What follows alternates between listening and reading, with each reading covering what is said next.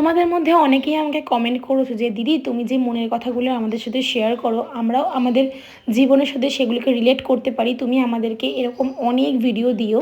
তোমাদের কমেন্ট দেখে আমি এতটা মোটিভেট হই না, মানে তোমরা বিশ্বাস করতে পারবে না। অবশ্যই কিন্তু আমাকে আগেও তোমাদের এরকম কমেন্ট করো, আমাকে তোমরা এইভাবেই ভালোবাসা দিও। তোমাদের জন্য অনেক ভালো ভালো আমি ভিডিও উপহারে আনবো, আর অবশ্যই আমার জীবনে ঘটে যাওয়া ঘটনা তোমাদের সাথে শেয়ার করব।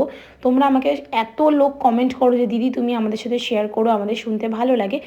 আমি জানি আমার এই ভিডিওটা আমার বাবার চামচা দেখে, যে আর কি আমার বাবার কাছে আমার এই ভিডিওর কথাগুলো পৌঁছে দেয়, আমার ভিডিওগুলো দেখে আমার সংসারে অশান্তি বাঁধাচ্ছে।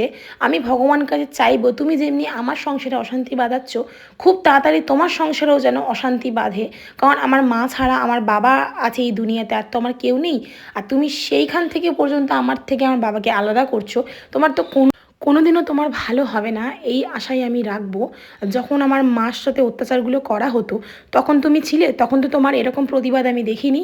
তিনজনকে আমার সন্দেহ হয়, জানি না সেখানের মধ্যে কিনা, আমি এখন নামগুলো মেনশন করব না। আর আমি জানি নামগুলো মেনশন করলে হয়তো আমার পেজের ক্ষতি হতে পারে বা আমার প্রবলেম হতে পারে, ওই জন্য নামগুলো আমি মেনশন করব না। যেই আমার সংসারে অশান্তি বাঁধাচ্ছ, আমার বাবার কাছে গিয়ে আমার নামে উল্টোপাল্টা বলছো। 2019-এ 25শে ডিসেম্বর তুমি কোথায় ছিলে? যেই এই সময় আমার মার সাথে ঘটনাটা ঘটে, সেই সময় তুমি কোথায় ছিলে?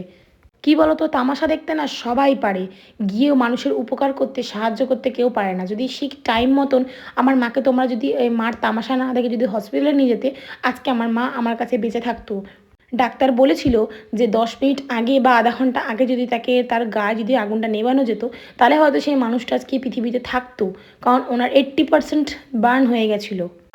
আমার মা আমাকে বলে গেছে তোমরা নাকি সব হাসাহাসি করছিলে।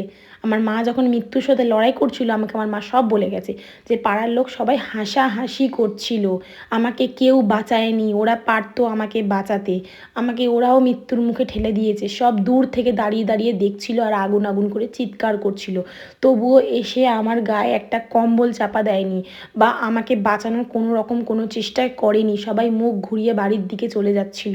আমার মার লাস্ট কথা ছিল এটাই, ভগবানকে ভয় করে থাকলে না এরকম অত্যাচার করতে